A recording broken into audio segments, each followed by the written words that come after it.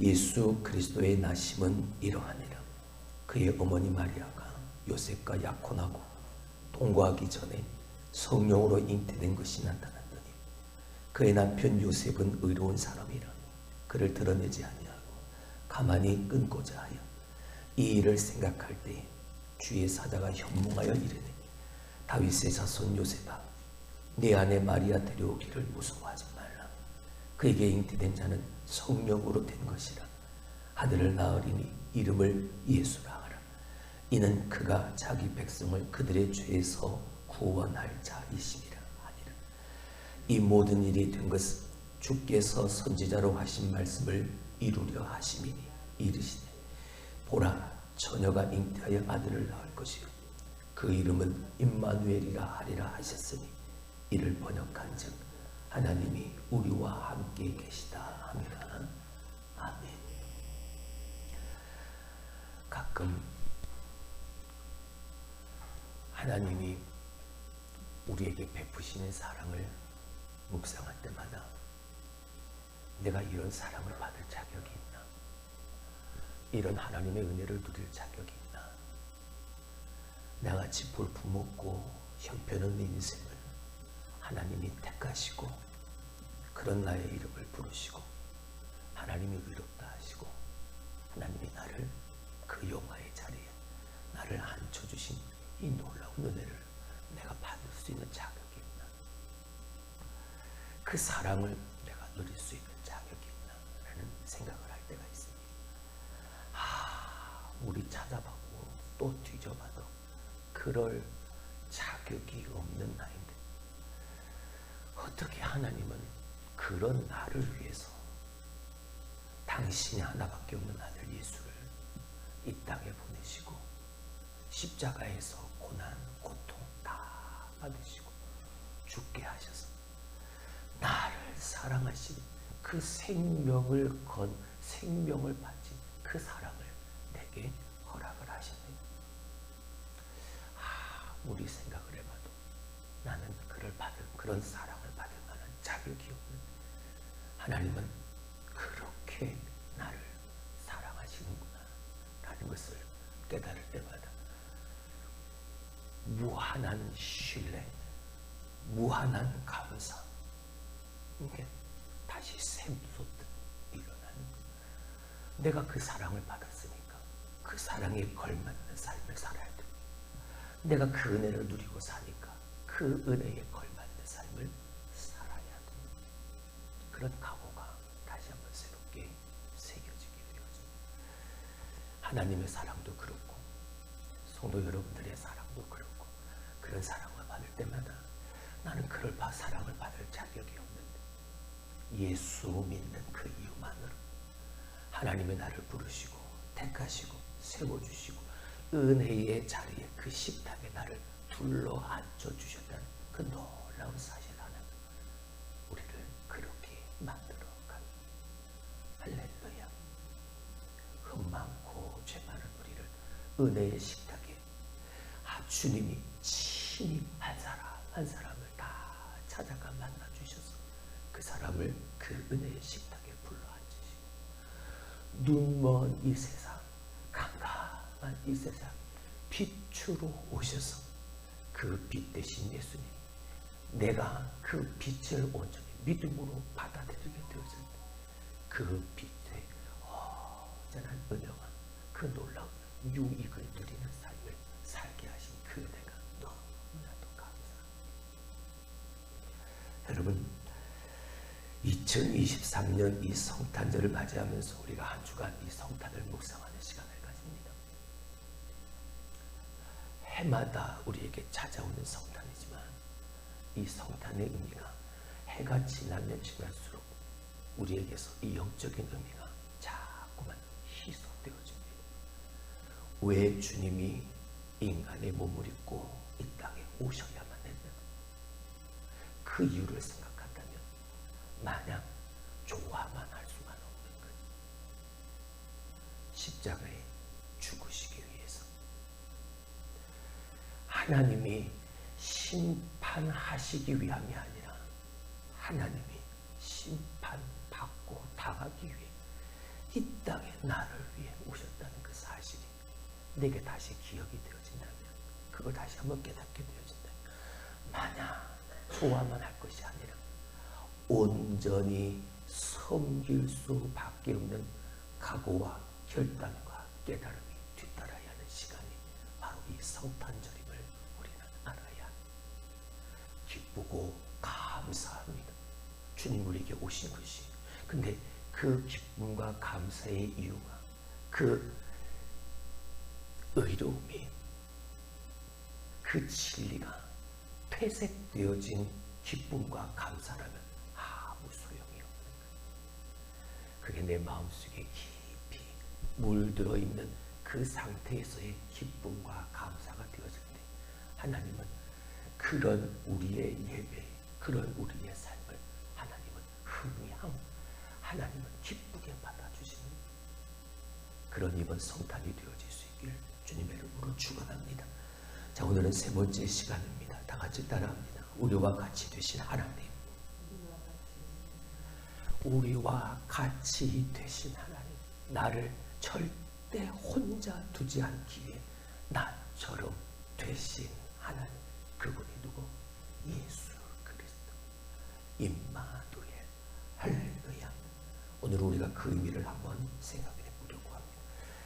여러분, 성탄절에 천사를 생각하면 대부분의 사람들은 천사가 찾아간 목자 그리고 마리아, 이 사건을 먼저 생각하고 이것만 기억합니다. 요셉을 찾아간 천사의 일은 까마득히 잊어버립니다. 천사에게 요셉은 아무도 듣지 못한 놀라운 기쁜 소식을 그에게 들려줍니다. 요셉은 그 소식을 듣습니다. 오늘 본문이 바로 그 귀한 말씀이죠. 여기서 우리는 예수님이 하나님이시자 인간이며 우리와 함께 계시는 분, 임마누엘의 하나님임을 우리는 다시 한번 알게 되어집니다. 이 임마누엘에는 세 가지의 개념이 있습니다. 첫 번째는 예수는 하나님이시다. 예수는 인간이시다. 근데 그 예수님이 우리와 함께 계신다. 이 세 가지의 개념이 임마누엘이라는 이 단어 속에 포함이 되어집니다. 오늘 우리가 그 세 가지의 개념을 우리가 생각해 보려고 합니다. 첫 번째, 온전한, 완전하신 하나님이시다. 누가? 예수 그리스도.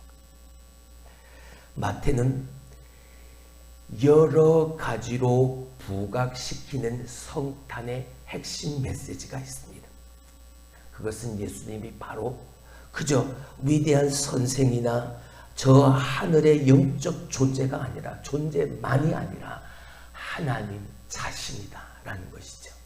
마태가 예수를 증거하는 건 바로 그겁니다. 20절에 천사가 말하듯 지금 이 마리아의 태에서 자라는 생명은 인간에게서 온 것이 아니라 하늘 아버지에게로부터 온 것이다. 마리아는 성령으로 잉태되었으므로 예수님의 진짜 아버지는 하나님이시다. 이걸 지금 요셉에게 말하고 있는 예수님의 정체, 예수님의 신분을 정확하고 직설적으로 기록한 것은 이것밖에 없습니다. 그리고 마태는 이사야 7장 14절을 인용하고 그 뜻을 가르쳐주고 있죠. 23절의 말씀을 한번 다시 봅니다. 보라, 처녀가 잉태하여 아들을 낳을 것이요 그의 이름은 임마누엘이라 하리라 하셨으니, 이를 번역한 즉 하나님이 우리와 함께 계시다 함이라. 아멘.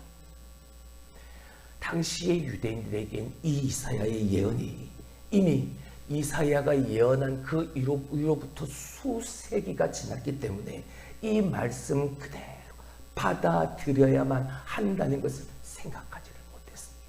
그저 그들은 이 예언이 장차 자기들에게 올 어떤 위대한 지도자의 사역을 통해서 하나님이 그 백성들과 함께 계신다는 것을 비유로 그들은 그렇게 생각을 하고 있었죠. 당시 유대인들에게 신, 하나님은 어떤 인간도 하나님이 될 수 없고 하나님 역시 쉽게 인간이 되는 것 그들은 결단코 믿을 수가 없는 사실이었던 거예요. 그런데 마태는 그 약속의 말씀이 그냥 비유가 아니라 그 말씀 그대로 성취되었음을 할렐루야 가르치고 말하고 있는 거예요. 바로 예수가 우리와 함께 하시는 하나님이시다. 할렐루야. 사도 요한도 그랬고 베드로도 그랬고 사도 바울도 역시 하나님이 예수님이 하나님이시다라는 것을 가르쳤지만 무엇보다 예수님 자신도 당신이 하나님이심을 증명하셨지. 그렇다면 예수님이 정말 하나님이시라면 예수님이 하나님이시다라는 이 믿음의 고백이 어떻게 우리의 삶에 실제로 어떤 의미로 다가와야 하는 오늘 먼저 우리가 그걸 생각해 보려고 합니다. 첫 번째, 성육신입니다. 여러분, 기독교의 최고의 기적이 무엇입니까? 부활이죠.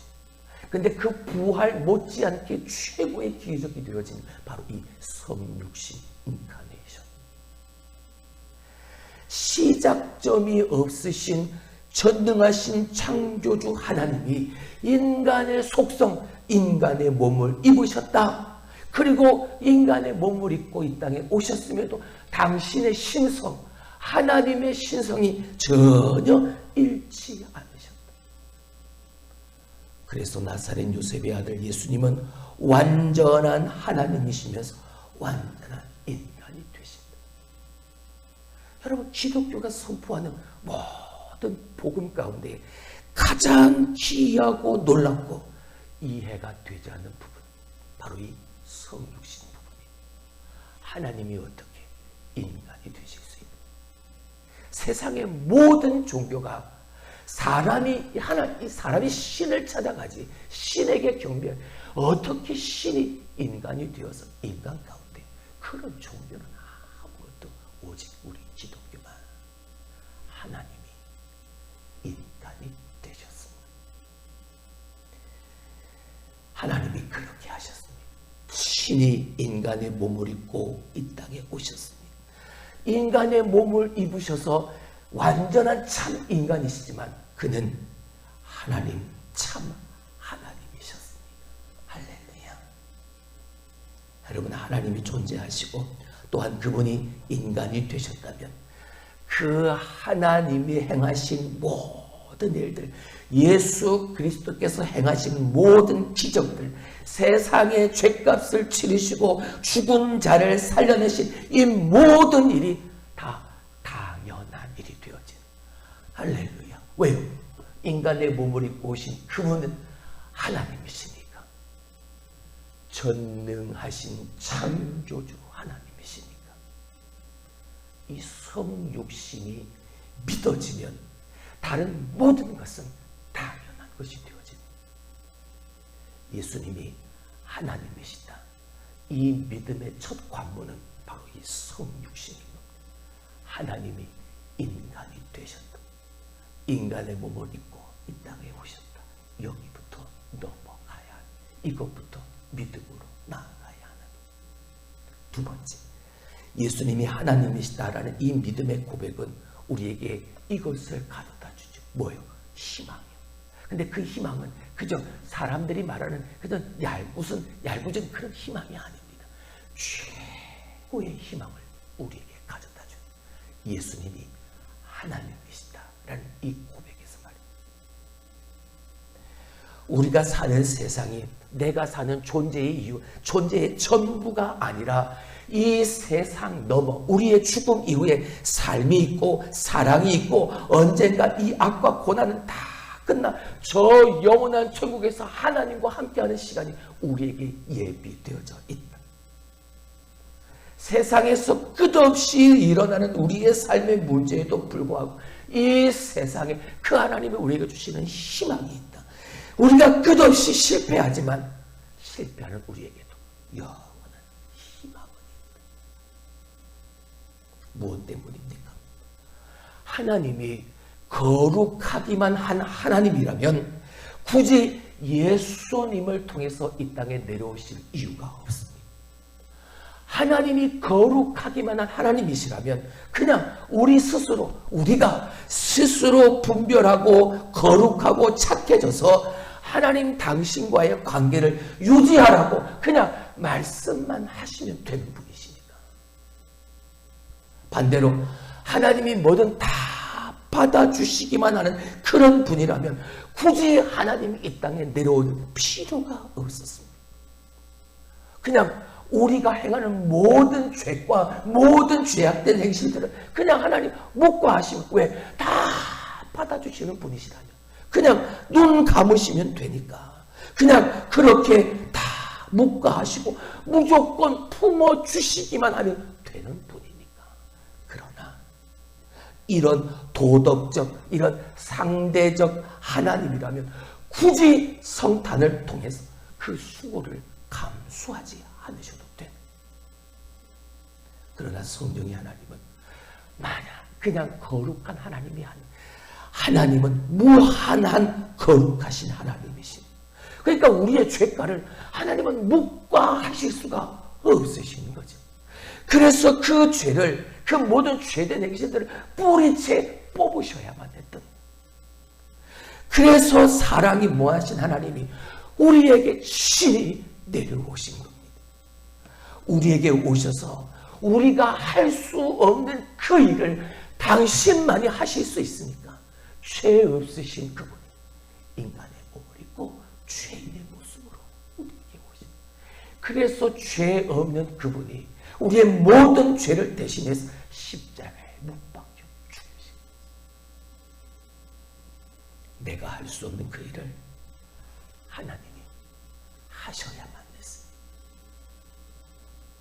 그래서 성탄은 우리에게 얼마든지 최고의 희망을 가져다 주는 예수가 하나님이시다라는 이 믿음의 고백입니다. 두 번째, 예수님은 온전한 인간이시다라는 온전한 하나님이신 예수님이 또한 우리 중 하나와 같이 되셨다는 사실 말입니다. 그래서 그분은 완전한 인간이셨습니다.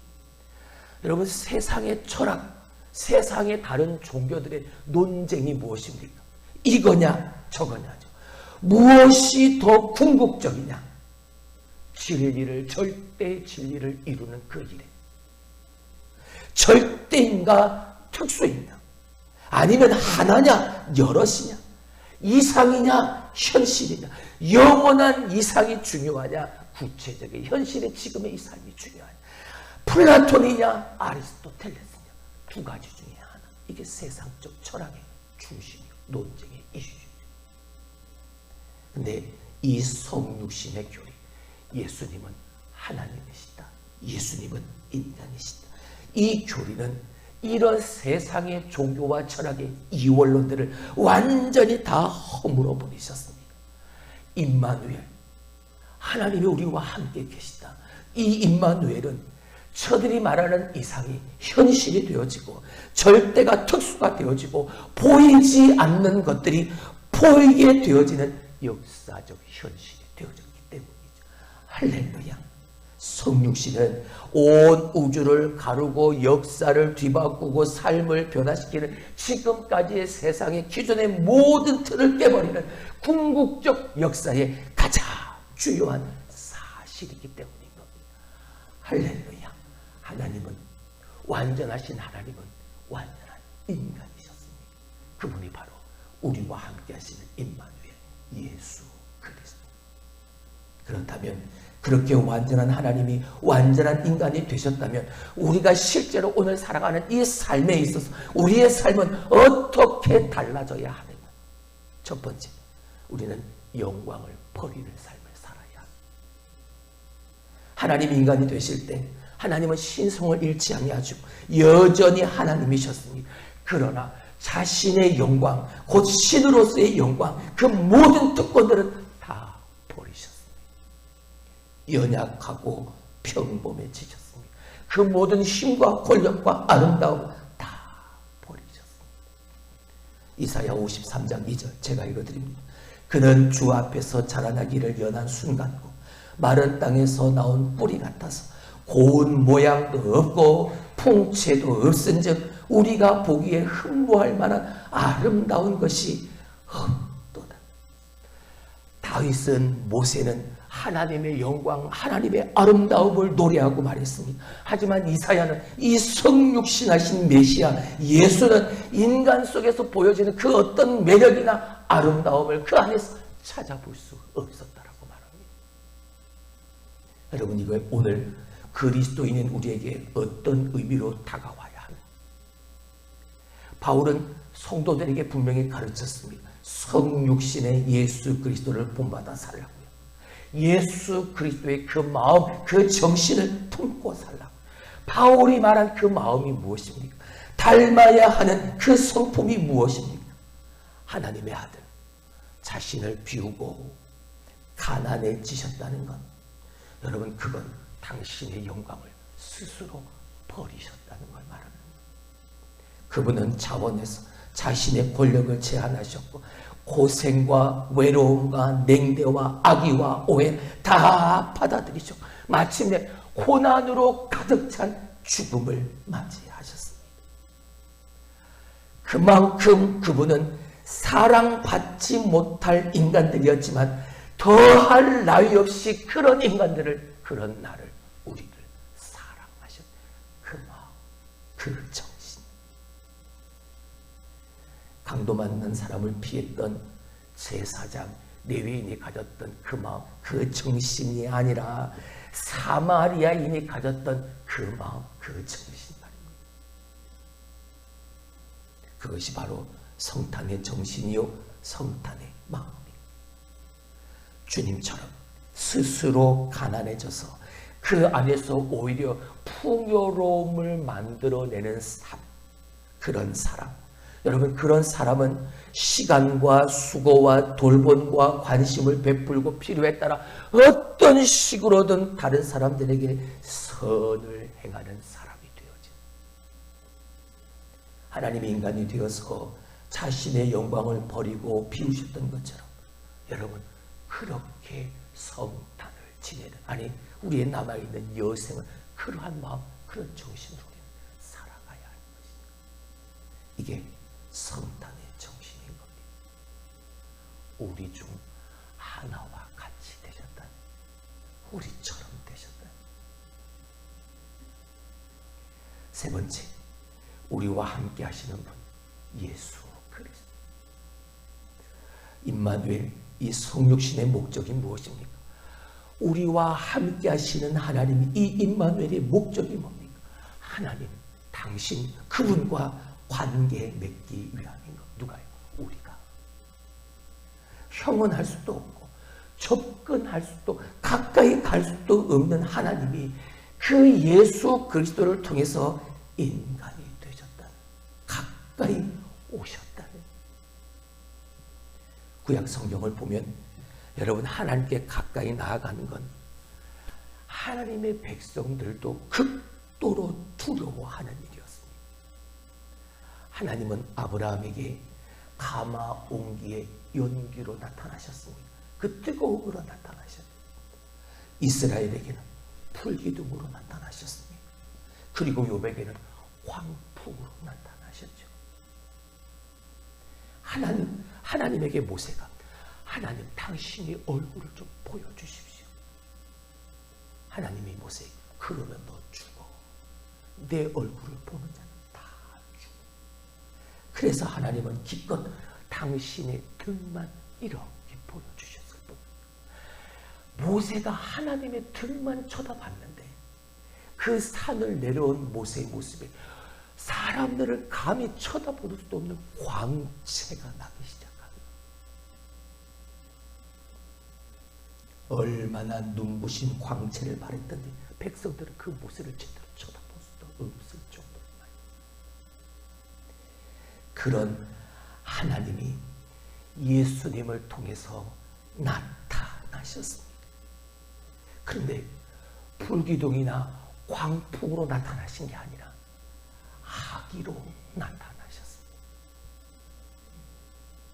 그렇다면 하나님은 왜 이번에는 불꽃이나 회오리 바람으로 나타나시지 않고 아기로 나타나셨대요? 심판을 하러 오신 것이 아니라 그 심판을 당하기 위해 오셨기 때문에, 그분은 우리의 죄값을 치르고 우리와 하나님 사이에 그 장벽을 허물어서 우리와 함께 계시기 위해서 아기로, 그 연약한 아기로 그렇게 우리에게 가까이 오십니다. 그렇습니다. 예수님은 그렇게 우리와 함께 하시는 분이십니다. 성육신 임마누엘의 목적은 우리에게 하나님이 계시다, 하나님의 그 존재만을 알려주는 것이 아닙니다. 그 하나님이 우리와 함께 계시다, 우리와 가까이 계시다, 그분인 우리와 가까이 오셨다라는 여기에 초점이 맞춰져 있는 거예요.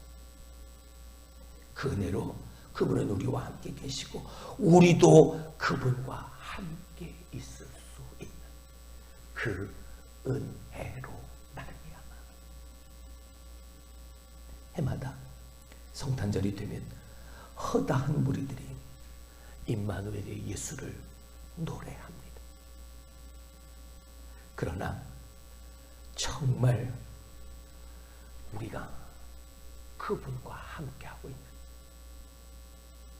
그분을 정말 내가 아는가? 아니면 그냥 알기만 할 뿐인, 예수님은 말씀 그대로 하늘과 땅을 가르시고 지극히 높은 그 몸을 낮추사 한없이 낮고 낮은 우리에게 오셨습니다. 그분과 정말 함께 있으려면 이 성탄, 그 임마누엘이 진정한 임마누엘이 되기 위해서 지금 우리가 해야 할 일이 무엇일까? 여러분, 그 답이 오늘 우리가 세 번째 묵상하는